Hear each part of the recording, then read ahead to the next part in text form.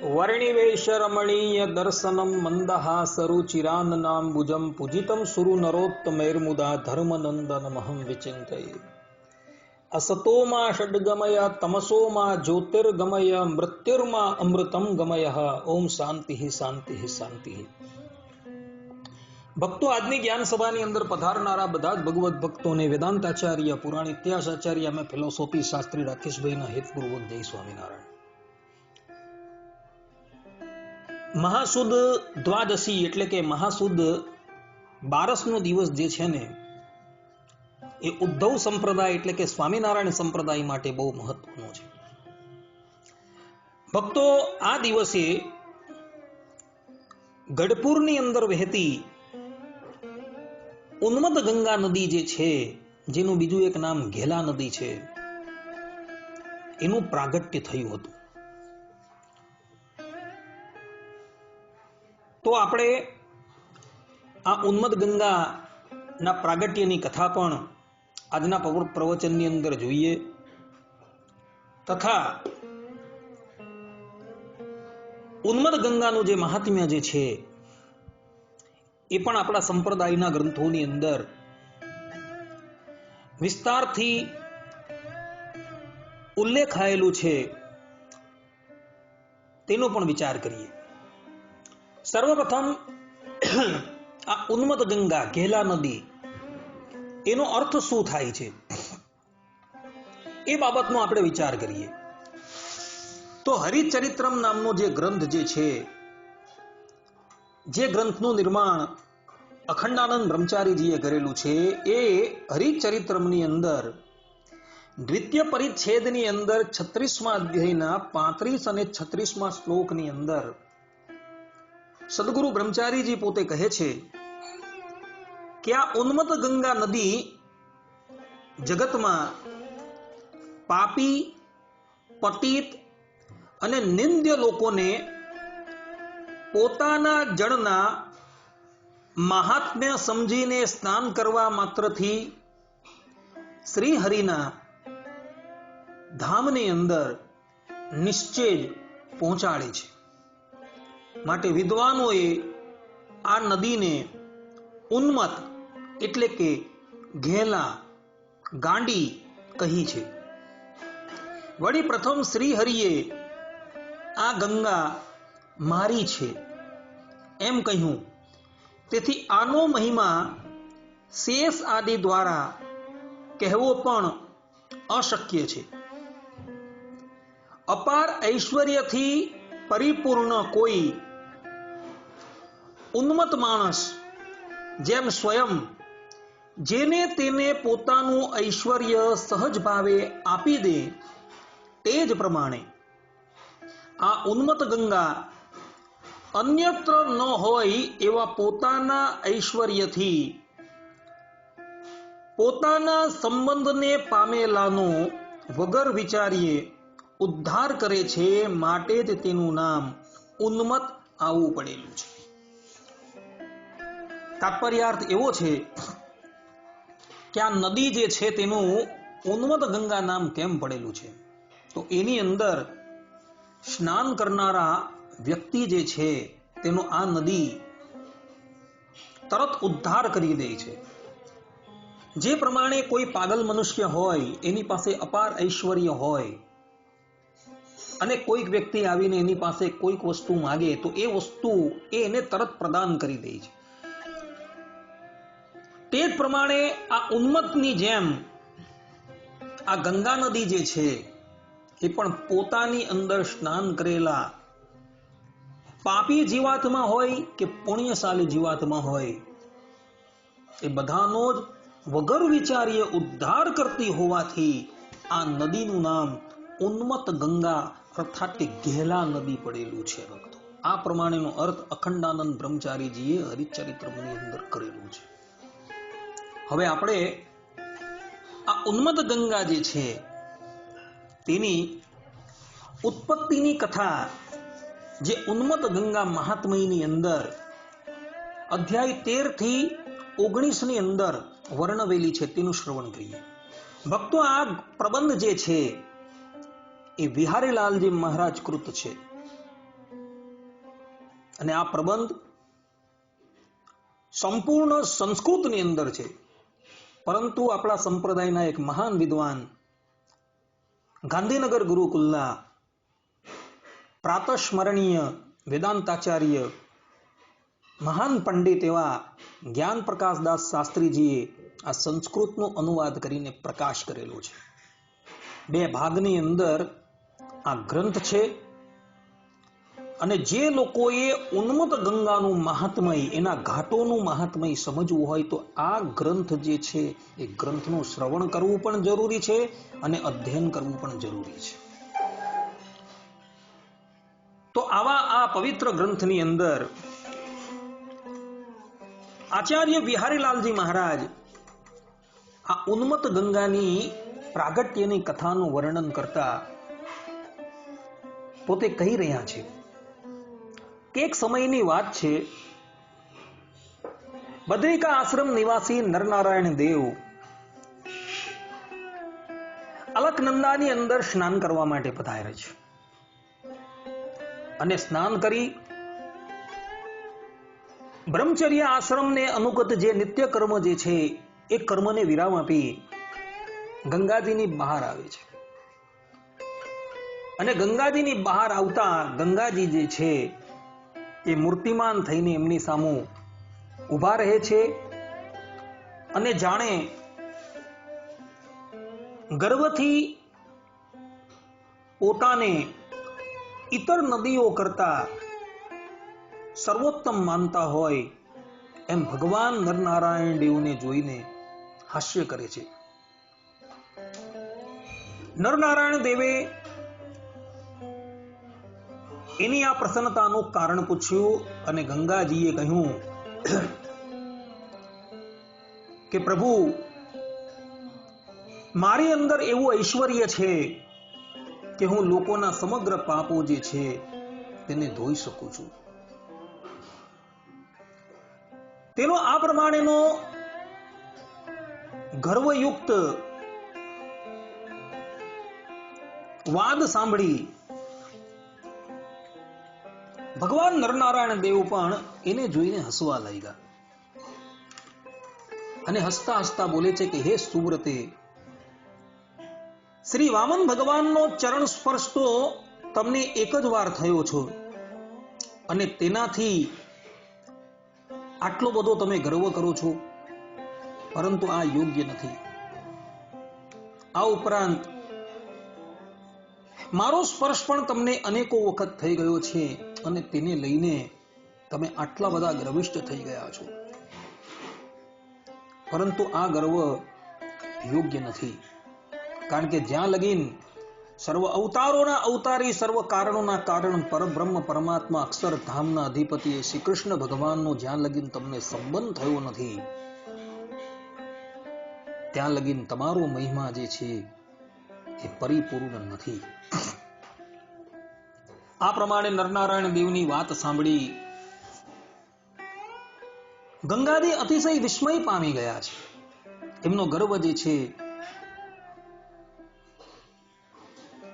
એ સમાપ્ત થઈ ગયો છે.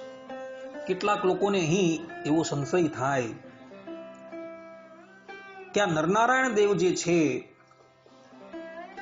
જેઓને સત્સંગી જીવનના ચતુર્થ પ્રકરણના 25મા અધ્યાયની અંદર સ્પષ્ટ રૂપે અક્ષરધામના સાક્ષાત અધિપતિ બતાવેલા છે, તો અહીં એમણે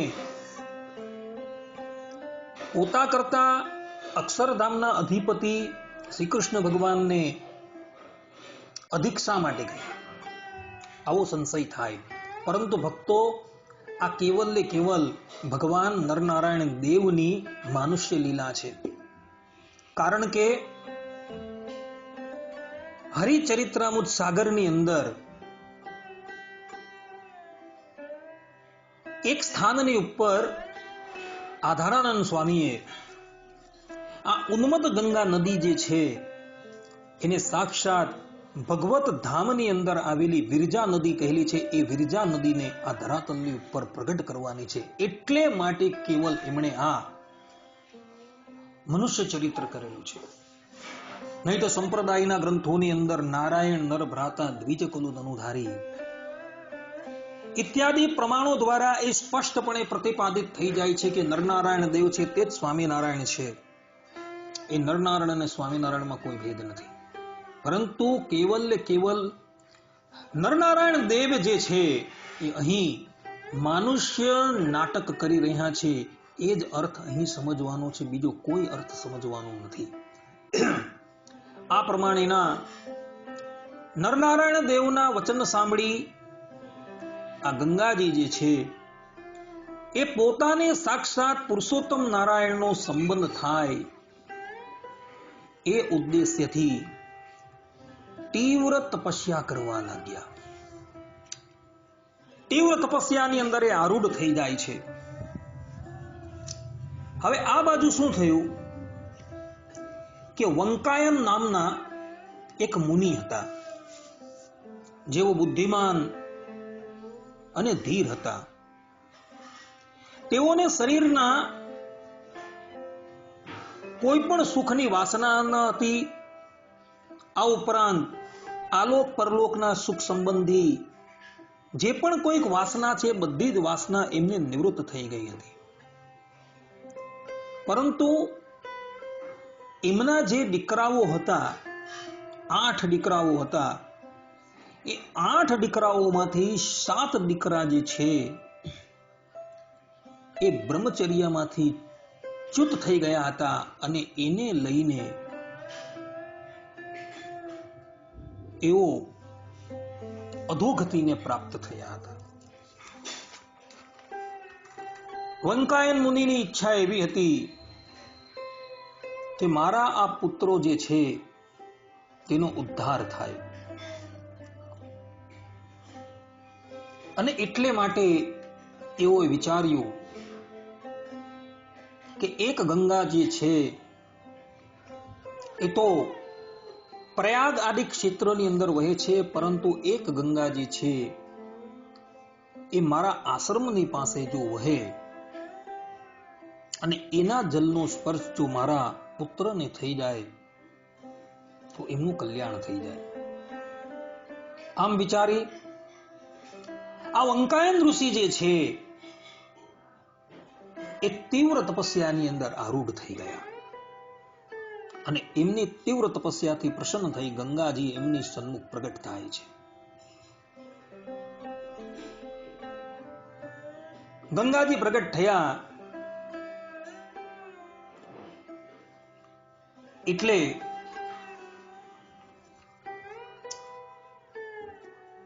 મુનિએ એમની પાસે વરદાન માંગ્યું કે હે ગંગે,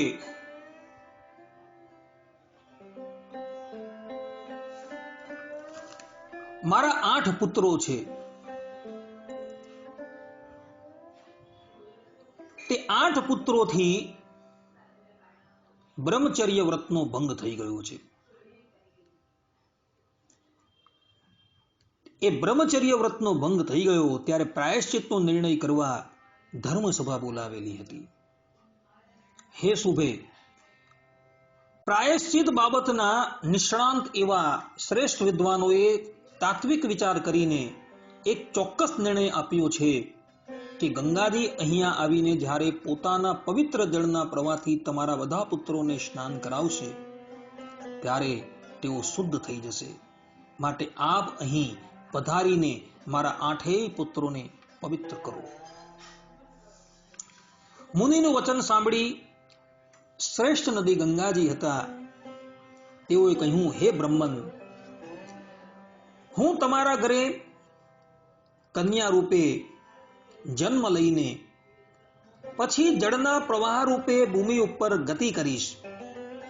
હે ધીમન, હું તમારા 8 પુત્રોને અત્યંત પવિત્ર કરી દઈશ, માટે તમે એની ચિંતા ન કરો. ગંગાજી અગાડી બોલ્યા કે રામપર ગામનો સીમાડો છે, તેની જમીન ઊંચી અને ઘણી સારી છે. હે સન્મતે, તે જમીન ઉપર હું 1000 ધારાના રૂપમાં 40 અને ત્યાં સ્વચ્છ પાણીથી ભરેલો એક મોટો ઊંડો ધરો થશે. તે સહસ્ત્રધારા નામે તીર્થ થશે. તે અત્યંત પવિત્ર ધરામાં સ્નાન કરીને તમારા 8 પુત્રો પવિત્ર થઈ જશે અને સદગતિને પામશે.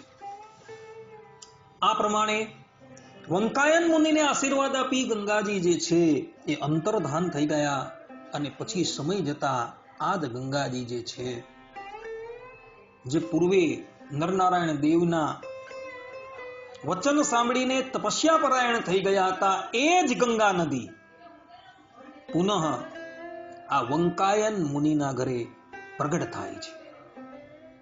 વંકાયન મુનિના ઘરે પ્રગટ થયા, વયસ્ક થયા, એટલે જે ઉદ્દેશ્યથી તેઓ આ ધરાતલની ઉપર પ્રગટ થયા હતા એ ઉદ્દેશ્ય પૂર્ણ કરવા માટે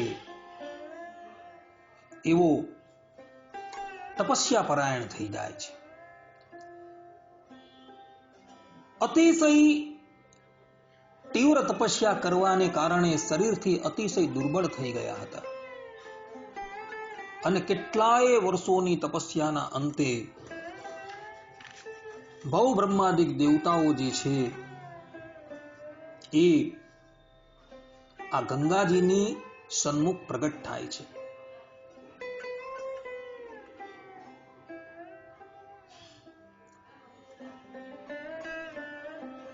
પ્રગટ થઈ ભવ બ્રહ્માદિક દેવતાઓ જે છે, સાથે બીજા બધા ઋષિઓ પણ તેમની સાથે આવેલા હતા. એ બધા જ એની સન્મુખ પ્રગટ થઈને એને વરદાન માંગવા માટે કહે છે.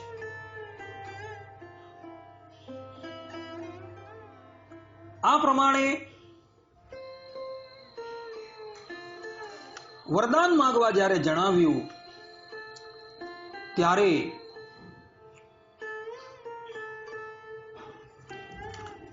આ ગંગા જે છે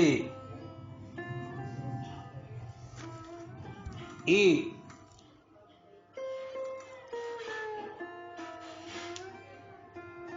દેવતાઓ પાસે અને ઋષિઓની પાસે એવું વરદાન માગે છે કે અક્ષરધામના જે અધિપતિ પરબ્રહ્મ પરમાત્મા જે છે એનો મને સાક્ષાત સંબંધ થાય. આ પ્રમાણે વંકાયન મુનિની પુત્રી ગંગાજીનું વચન સાંભળી એને પ્રસન્ન કરતા થકા દેવતાઓ બોલ્યા કે હે ભદ્રે, બીજા બળવાન તપસ્વીઓ પણ ન કરી શકે એવું તપ તમે દીર્ઘકાલ પર્યંત કરેલું છે. તેથી હે શુભે, સ્વેચ્છાથી જ નદી રૂપે પરિણામેલા આવા તમને અક્ષરધામાધિપતિ પુરુષોત્તમ નારાયણનો સંબંધ અવશ્ય નિત્ય થશે. જે અક્ષરધામમાં વસે છે, વાણી અને મનન આદિકથી પર છે, સર્વ અવતારનું કારણ અવતારી પુરુષોત્તમ છે, તે જ મહાપ્રભુ ભૂમિ ઉપર સ્તુત એકાંતિક ધર્મની સ્થાપના કરવા માટે અને પોતાના પ્રતાપથી અનેક જીવોનું આત્યંતિક કલ્યાણ કરવા માટે ઉત્તર કૌશલ દેશમાં આવેલા છપૈયા નામના ગામમાં રહેતા ધર્મદેવ નામના શ્રેષ્ઠ બ્રાહ્મણ થકી તેઓની ભક્તિ દેવી નામની ભાર્યામાં સ્વેચ્છાથી પ્રગટ થશે. પછી તે અક્ષરાધિપતિ પરમાત્મા શ્રી હરિ પોતાના એકાંતિક ભક્તોની ભક્તિને વશ થઈને દુર્ગપુરમાં આવીને નિવાસ કરશે. ત્યારે નદીના રૂપમાં પરિણમેલ તમો ગઢપુરની પાસે વહીને ઉન્મત ગંગા નામ ધારણ કરશો. આ બાબત આ પ્રમાણે જ નિશ્ચિત છે, તેમાં કોઈ સંદેહ નથી. તમે જ્યારે આ રીતે નદી રૂપે થશો ત્યારે અક્ષરધામના અધિપતિ શ્રી હરિ અનેક સંતો ભક્તો સાથે તમારા પ્રવાહમાં જલ ક્રીડા કરશે. પવિત્ર દર્શનવાળા હે દેવી, મહાન પ્રતાપી અને સમગ્ર પાપોનો નાશ કરનારા તમે થશો ત્યારે તમારો પણ આ સંપૂર્ણ જગતમાં વ્યાપી જશે, અર્થાત કે તમારો યશ પણ સંપૂર્ણ જગતમાં વ્યાપી જશે. આ વાત આમ જ બનવાની છે. આ પ્રમાણેનો આશીર્વાદ આપી ભવ બ્રહ્માદિક દેવતાઓ જે છે એ પોતાના સ્થાન ઉપર જતા રહ્યા છે. ત્યાર પછી આજે વંકાયન મુનિની પુત્રી જે ગંગાજી છે એ પોતે નદીના રૂપની અંદર પરિણિત થાય છે. વંકાયન મુનિના જે પુત્રો જે છે એ પુત્રો આ દુર્ગપુર જે સ્થાનની અંદર આવેલું છે ત્યાંથી થોડે દૂર એક સહસ્ત્ર ધારો છે, એ ધરામાં આવી એ બધા સ્નાન કરે છે અને સ્નાન કરવા માત્રથી એમનો ઉદ્ધાર થઈ જાય છે. ભક્તો, આ તરફ ગંગા નદી જે છે અર્થાત કે આ ઉન્મત્ત ગંગા જે છે એ સહસ્ત્ર ધારામાંથી ધીરે ધીરે વહેતા દુર્ગપુરના સીમાડે આવે છે અને દુર્ગપુરના સીમાડેથી એ ખડખડ કરતી વહેતી વહેતી સમુદ્રને મળે છે. પછી તો તમે જાણો જ છો બધા, પરબ્રહ્મ પરમાત્મા ભગવાન શ્રી હરિ આ ભૂતલ્ય ઉપર પ્રગટ થયા હતા અને પ્રગટ થઈ તેઓ 1861 સાલની અંદર દાદા ખાચરના પિતા એભલ ખાચરના પ્રેમને વશ થઈ દુર્ગપુર પધારે છે. ત્યારે એભલ ખાચર જે છે એ ભગવાન શ્રી હરિના ચરણની અંદર પોતાનું રાજપાટ જે છે બધું ન્યોછાવર કરી દે છે. ભગવાન શ્રી હરિ એમના પ્રેમને વશ થઈ આ દુર્ગપુર જે છે એ દુર્ગપુરને પોતાનું માની આ એભલ ખાચરના દિવ્ય મહેલની અંદર એમને અખંડ રહેવાનું વરદાન આપે છે. ભગવાન સ્વામિનારાયણ 1861 સાલની અંદર દુર્ગપુર પધારેલા હતા અને 86 પર્યંત એટલે કે 1886 પર્યંત ભગવાન સ્વામિનારાયણ દુર્ગપુર બિરાજ્યા હતા. સંપ્રદાયના તમામ નિર્ણયો જે છે એ તમામ નિર્ણયો તેમણે આ દુર્ગપુરમાં રહીને કરેલા હતા અને અંતર્ધાન પણ ભગવાન શ્રી હરિ આ દુર્ગપુરમાં જ થયા હતા. પણ કહેવાય છે કે આ 26 વર્ષ દરમિયાન ભગવાન સ્વામિનારાયણ અનેકો સંતો અને ભક્તોની સાથે આ ઉન્મત્ત ગંગાની અંદર સ્નાન કરવા માટે અનેકો વખત પધારેલા હતા. અને આ નદી જે પૂર્વની અંદર દેવતાઓના વરદાનથી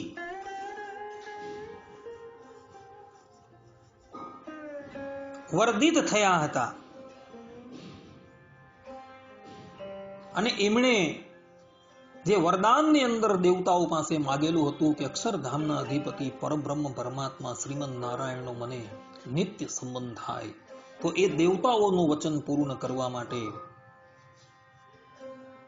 દેવતાઓએ જે આશીર્વાદ આ ગંગાને આપેલો હતો એમનું એ વચન પૂર્ણ કરવા માટે ભગવાન શ્રી હરિ અનેકો વખત આ ઉન્મત્ત ગંગાની અંદર પધારે છે અને અનેકો વખત જલ ક્રીડા કરી સંતો અને ભક્તોને રાજી કરે છે. આ પ્રમાણે ઉન્મત્ત ગંગા મહાત્મયની અંદર અધ્યાય 13 થી 19 ની અંદર વિહારીલાલજી મહારાજે ઉન્મત્ત ગંગા પ્રાગટ્યની કથા લખેલી છે. જે લોકોએ આનો વિસ્તાર જાણવો હોય તેમણે આ અધ્યાય નું અવલોકન કરી લેવું. અહીં તો તમને સંક્ષિપ્તની અંદર આ ઇતિહાસ કહ્યો છે. તો આવી આ પરમ પવિત્ર નદી જે છે તેનું આપણા સંપ્રદાયના ગ્રંથોની અંદર બહુ મહાત્મય લખાયેલું છે, પરંતુ સમયના અભાવને લઈને આ પ્રવચન જે છે હું અહીં પૂર્ણ કરું છું. હવે પછીના પ્રવચનની અંદર આ ઉન્મત્ત ગંગા જે છે એ ઉન્મત્ત ગંગા મહાત્મયનું જે વર્ણન આપણા સંપ્રદાયના ગ્રંથોની અંદર કરવામાં આવેલું છે એ મહાત્મય હું તમને શ્રવણ કરાવીશ, જેથી તમને ખબર પડશે કે આ ઉન્મત્ત ગંગા નદી જે છે એ ભારત વર્ષની જે તમામ નદીઓ જે છે તેની અંદર એ કયું સ્થાન ધરાવે છે એ બધી જ વાત તમને વિદિત થશે. પરંતુ અત્યારે સમયનો અભાવ હોવાથી આ પ્રવચન જે છે અહીં પૂર્ણ કરું છું. સર્વે સંતુ નિરામયઃ, સર્વે સુખિનો ભવંતુ, સર્વે ભદ્રાણી પશ્યન્તુ મા કશ્ચિત દુઃખભાગ ભવેત. અસ્તુ. જય સ્વામિનારાયણ.